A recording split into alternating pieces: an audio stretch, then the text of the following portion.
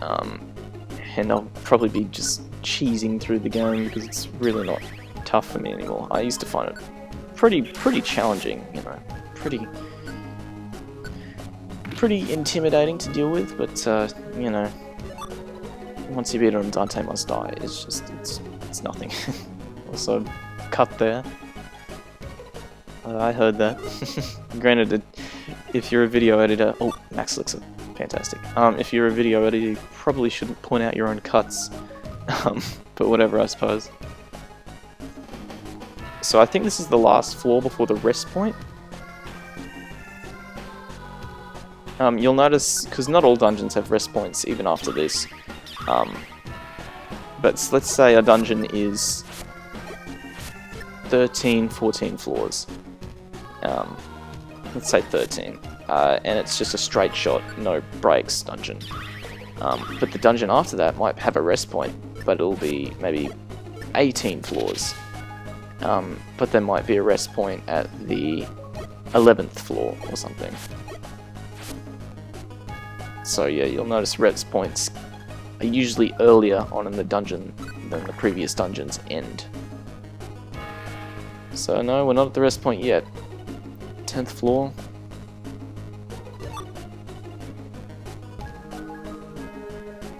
I'm trying to think of other games I'd like to let's play this year. Well, I said DMC1. I'd like to do. I mean, I really would like to redo War for Cybertron, Transformers War for Cybertron. Maybe not Fall of Cybertron because I don't enjoy that one as much, but it's, you know, still pretty good. But because I really, for one, the video quality is terrible, especially for those games because they're very muddy. A lot of brown and grey, and that doesn't show up well on a handy cam in front of a television. But also because I played through them on easy. Most of the Transformers games I've done, I played through on easy, and I feel terrible about. And the reason I did that is because I am not great at first-person shooters or third-person, same control scheme. I'm really not. I feel I've definitely improved ever since becoming a big-time Halo fan, but you know, I don't feel I'm that great at them. But yeah, I would like to do a bit of a redemption thing. Even Transformers Devastation I did on easy. And Transformers Devastation isn't... Well, I'm not that great at character action games before then, but now I've beaten the entire DMC series, so I feel I'm a little better at them. But I would like to have a redemption run of that too. But anyway, here's the rest point. There's water tiles here for some strange reason. You can tell it's an overworld sort of location because it doesn't have the grid layout. And when you walk around, you're not restricted to a grid. But yeah, you can only save, and that's it. Now we go to Mount Thunder Peak. So the music is different here. It's a little more somber, sort of like the calm before a storm. Because it's a storm? That's clever. Anyway. That, or the way I view it, is sort of a feeling of, wow, we're really in deep here. You know, of watch yourself because this is where it gets tough. Yeah, the peaks are usually a little intimidating when you get to them because there's other dungeons with peaks. However, they're really not that long. I think this peak is only about 3 floors. So yeah, I think the longest peak in the game, in the main story at least, is 10 floors. Which is decently sizable. Also, that Manectric just left us alone. But yeah, this piece is still pretty decent, but I don't find it as good as the main Mount Thunder theme.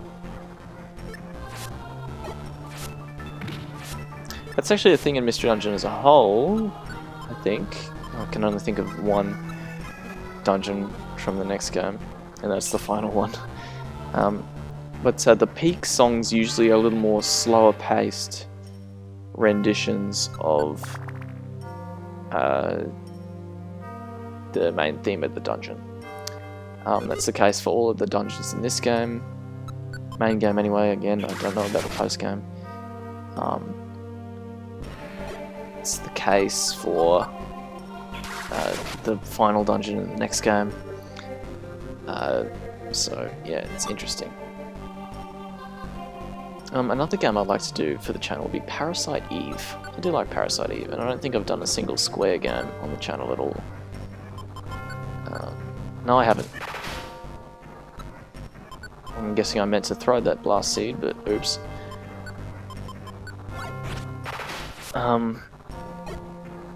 Yeah, and I would have liked to do maybe Kingdom Hearts 1, because I really do love the Kingdom Hearts franchise, but it's a little long for this year.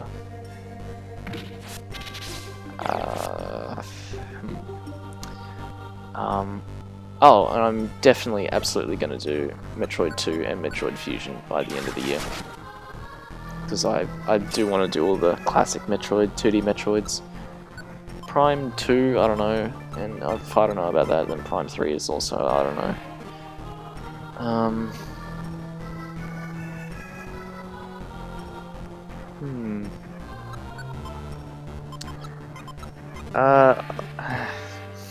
See, beating Zelda 2 is on my bucket list. I have never beaten it before. I would like to, and I'm sure I could if I just sat down one day and just put all of my energy into it. But I don't have the drive to do that. I would like to do it because it's on my bucket list, is to beat that goddamn game. But it's so strange. There's so many things going for it which I don't like.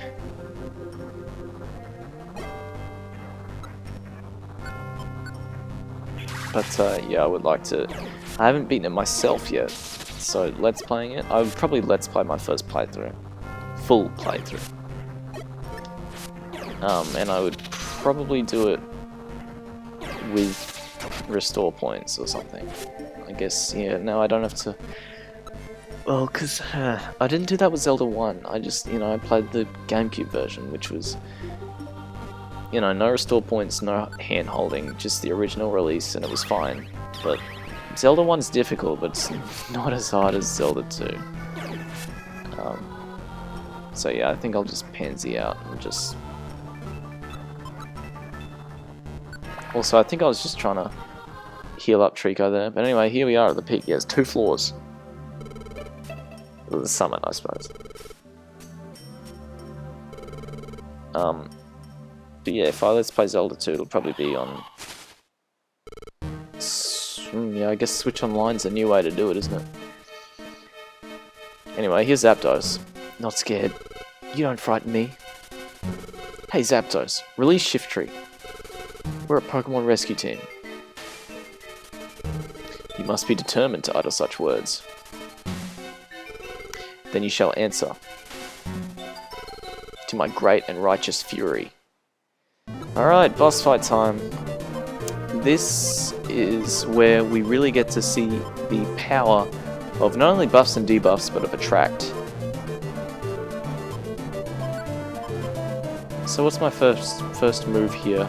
I guess I'll just walk forward in order to get Zapdos' attention on me. Side damage isn't too bad, but that's just a regular attack. But the bosses can hit really hard. And so, let's say I just have Henry using Leer twice, and then he can go ahead and attack. Probably shouldn't have him using Absorb, but in case he gets hit, I guess. So using Withdraw really helps. Also, the reason you see whenever we attack Zapdos, we get... also, he's been attracted? Yeah, it works on any boss. So, yeah, it's stupid broken, I don't love it. You see how Henry's having like a little negative effect on him, and I did there, whenever we attack? That's because of Zapdos' ability Pressure, which just makes it so for every attack we use on it, it uses up 2 PP. Which isn't too much of a problem if you're at a boss fight. So, yeah, it's not that big of a deal, but you are more likely to miss a boss, but, as long as you've got Attract, you'll be okay. If you have Smokescreen as well, Smokescreen isn't too bad. Not as good as Attract, because Attract guarantees that they won't attack, but Smoke Screen just makes it likely that they won't hit you. So I find Attract to be just the safer option. I think Smoke Screen lasts longer is the thing. Anyway, there we go. But yeah, bosses can still get pot shots in when they get over their infatuation. Not only do they get over their infatuation, but they get to attack that turn. So there you go. What is going on?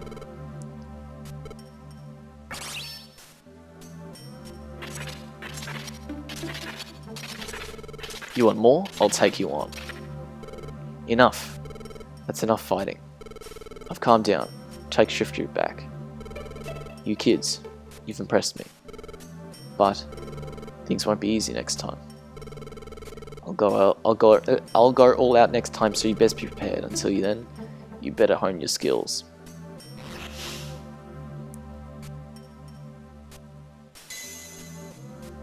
Shift Tree descended from heaven. Anyway, I love the look of this area. I already love... It's cloudy today and it's raining outside and it's nice, but I love the look of an overcast sky, especially a dark overcast sky. It's really nice. So Tyranitar had no eye in that portrait. I don't know if he had his eyes closed, but anyway. Perhaps you aren't a Pokemon, are you? Wow, you can tell that? But you're right, Whitey isn't a Pokemon. Whitey's a human. What? A human? Is that possible? Can something like that happen? Whitey doesn't understand very much either. Whitey woke up one morning here as a Pokemon. And doesn't remember anything about being a human. Oh wait. Lombre said something in the square. He said Alakazam knows everything. Alakazam, could you figure out why Whitey became a Pokemon? No. I can't determine that. Oh, I thought you would know. However, there is a way for unveiling the truth. Oh really? How? Make way to the Hill of the Ancients.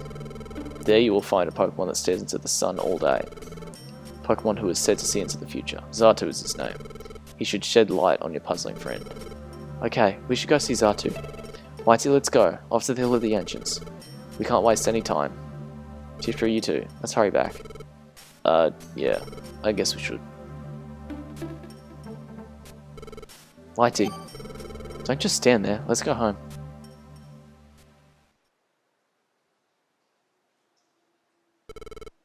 Alakazam, I know you. I don't think you're completely ignorant about this. You know something, don't you? There is something that concerns me, but it should go unspoken for now, for their sake. Foreboding. Anyway, that wraps up the first big dungeon of the game. Love that dungeon, seriously. The next morning. Anyway, yeah, the Hill of the Ancients. That sounds straight out of... Well, what's the place in Final Fantasy VII? The Tomb of the Ancients? City of the Ancients? Hill of the Ancients is in the Great Canyon. The Great Canyon, the next dungeon. Listen, Henry. Huh? Why do you try so hard? Or why are you so happy? Why?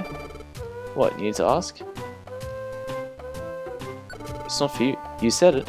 Lets me try harder to do my best because it's not about me. We're friends, aren't we, Whitey? I want to do my best because it's for you, Whitey.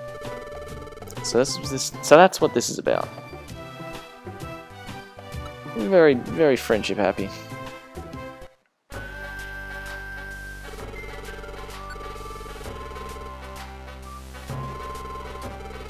So yeah, as I was talking about the tone of the game earlier, where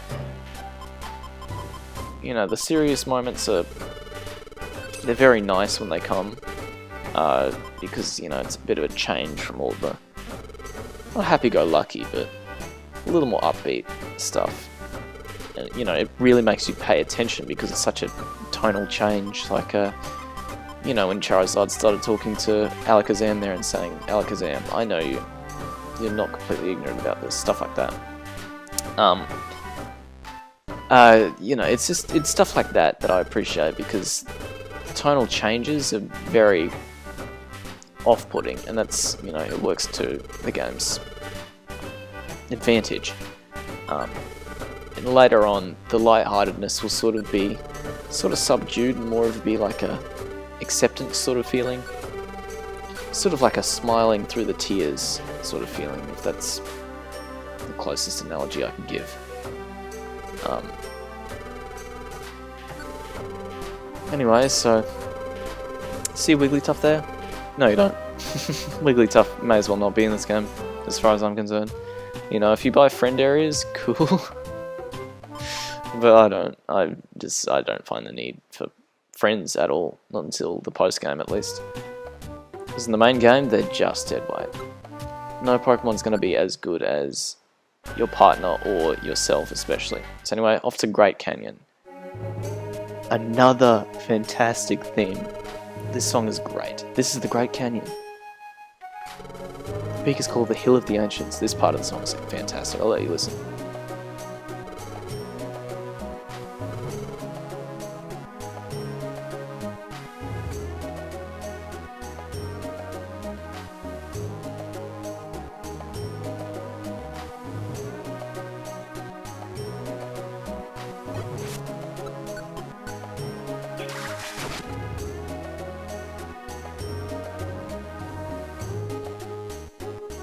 I love this song. It's so good. So fighting Dunsparce here, so you can tell this dungeon, and they run away. Fantastic. You can tell this dungeon isn't anywhere near as well. It's pretty serious, but it's not, you know, as tough as Mount Thunder.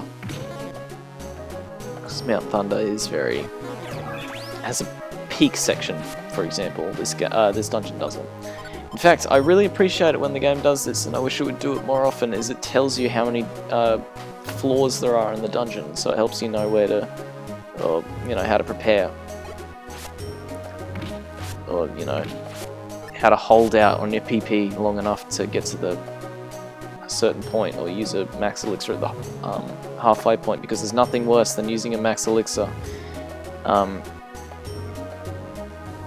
2 floors before, like a floor before the end, or especially if you're in a dungeon with a peak section, you know, using a max elixir that's floor before the rest area, which fully heals you anyway, so, you know, you waste a max elixir, and those things aren't super easy to come by.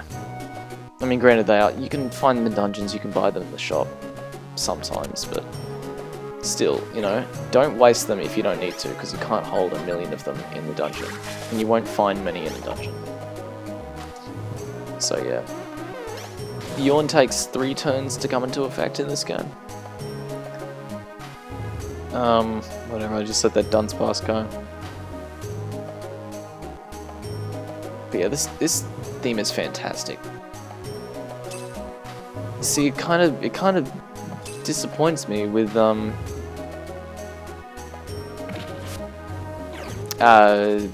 the remake's music, because it feels... The one thing I love about the Game Boy Advance version of these songs compared to the DS version is how bassy and punchy they are. Because, okay, see this predicament here? I've walked into a water tile, so Trico has to warp out of there, so I just have to hope that he holds out until I get to the stairs. Which thankfully he seems to, so... but the remake is just, it seems to be more based on the Blue Rescue Team versions of the songs than the Red Rescue Team, because they're hardly bassy at all, and they're very tinny even. I find the remake's music to be. It sort of does this weird mesh between the original sound fonts and some new updated instruments. But I don't know how I feel about that. It sounds great in some songs, like in Sky Towers remix. Fantastic. But in Great Canyon's remix, for example, it doesn't sound that great. Or Mount Thunder's nowhere near as punchy and forward-moving as the original, which is unfortunate, because I've heard remixes of these songs be so incredible before. You know, if you've heard He's deleted his channel now, but I think the channel has archived his videos, and that channel's called Internet Video Archive. And it's really good. He has deleted his channel because in France, where he makes the remixes, remixes are sort of outlawed. They inflict copyright or something, which sucks because those remixes are amazing. If you get the chance, search up Temporal Tower orchestral remix, and it's the one that's archived by the Internet Video Archive on YouTube, and it's just